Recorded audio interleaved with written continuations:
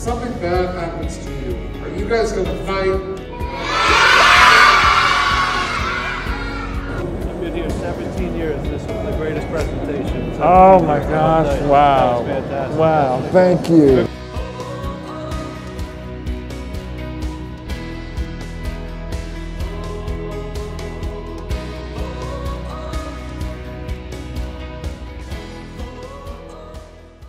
My 2023-2024 keynote speaking schedule is fully engaged.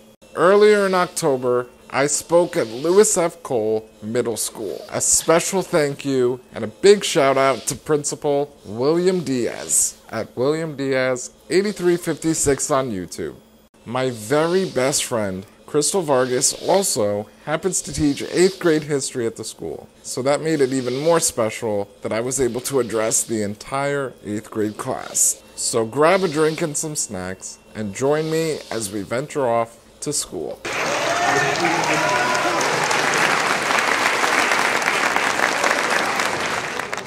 Chris is my family. Chris is my brother. He is my best friend. He is everything to me for real. I have chills even saying it out loud. In 2007, I met Chris on a party bus, Thanksgiving Eve. We were much younger then, and we were having a lot of fun together. Yeah, it was Thanksgiving Eve. It was Thanksgiving Eve, 2007. Yeah. He has a program called I Choose Victory. I get emotional talking about you. Oh, Chris.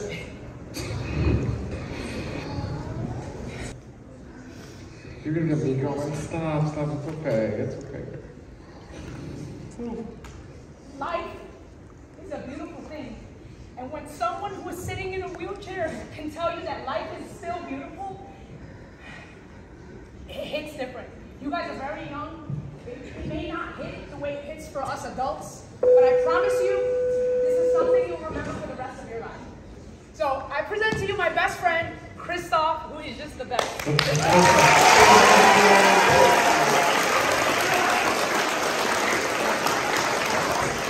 My name is Christoph, also known as One Man, Three Hearts. As you can see, I am a fully disabled quadriplegic who is also on life support.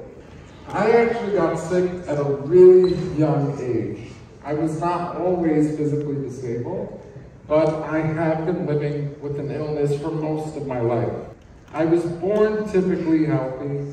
I had no issues at birth. In fact, I met a lot of my milestones early. I was walking early, I was talking early, so when I collapsed at home after a karate class at the age of 6 back in 1990, my parents were completely stunned. They had no idea what was wrong with me or why this had happened to me.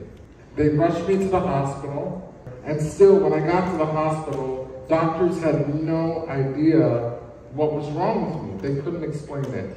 They started to run some tests and they found out that I was in heart failure. At that time, I had an emergency life-saving pacemaker implanted. But that's very rare for somebody that's so young. Usually you see that in older people or people that have heart disease later in life.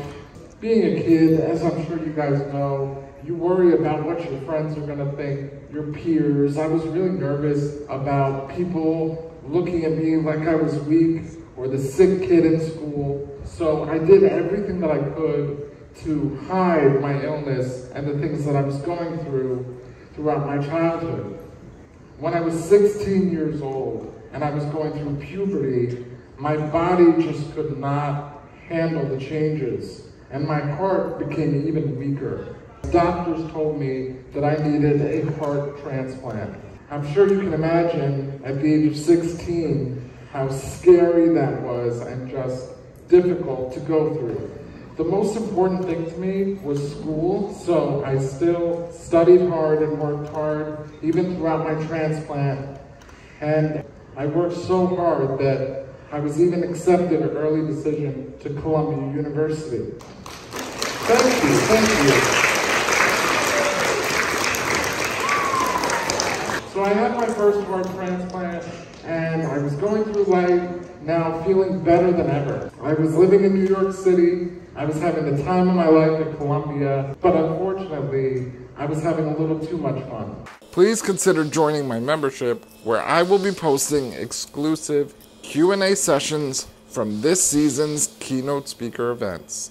Being that I do not have dialysis on Tuesdays and Thursdays, those are the days that are for the business of managing victories.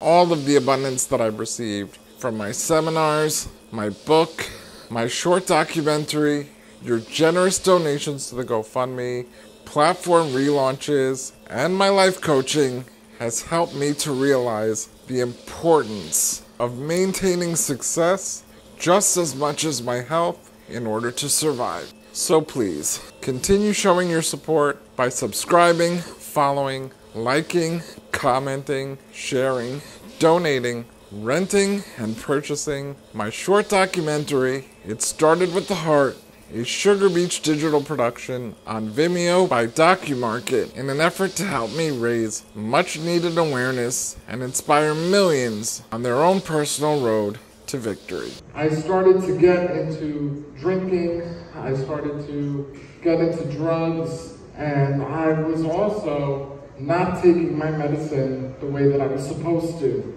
I started to miss doses of my medicine, I started to take them late, and I ended up putting my heart into rejection. 4 years after my first heart transplant, I got the difficult news that I was going to need a second heart transplant. My second heart transplant, I spent 7 months in the ICU. And at that time, my kidneys failed. I was on dialysis for 2.5 years before getting a kidney transplant.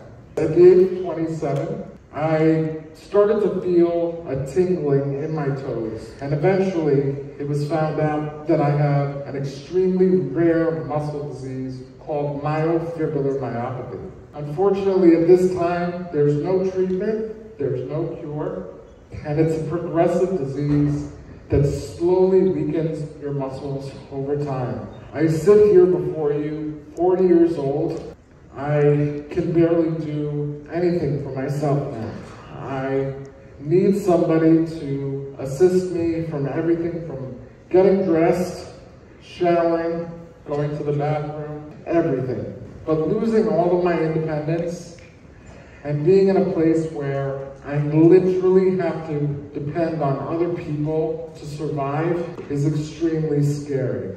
But I've also realized that I'm very fortunate to be in a place where I have people who love me and care about me enough that they are willing to help me. And I say that because it's so important for all of you to realize that you have to be kind, you have to be empathetic, you have to look out for one another. You know, not just your family and the people that are really close to you, but even strangers, people that you don't know. If you see somebody struggling, it's very important to kind of reach out and just be there for one another. It costs nothing to be kind. And I'm telling you that throughout my life, yes, my strength and my internal positivity has really gotten me through some of my toughest and darkest moments. But I couldn't have done it without the support of my family, my friends, and my community. Life is hard. People do not prepare you for the hardships of life, the challenges that are yet to come. But I'm telling you that you have to be ready for that. You have to be ready for things to happen in your life that will completely turn it upside down. And it's up to you to fight through that. It's up to you to make up your mind that you're never gonna give up, no matter what the challenge is. I look at you guys and I know that you are going to go on and accomplish some incredible things. But that doesn't protect you from the challenges of life. Life is going to break you. Life is going to break you emotionally. Life is going to break you spiritually. Life is going to break you financially. Life is going to test you in ways that you can never imagine. That's what life has done to me. And yet I choose never to give up. I choose to continue to fight, and I choose victory every single time.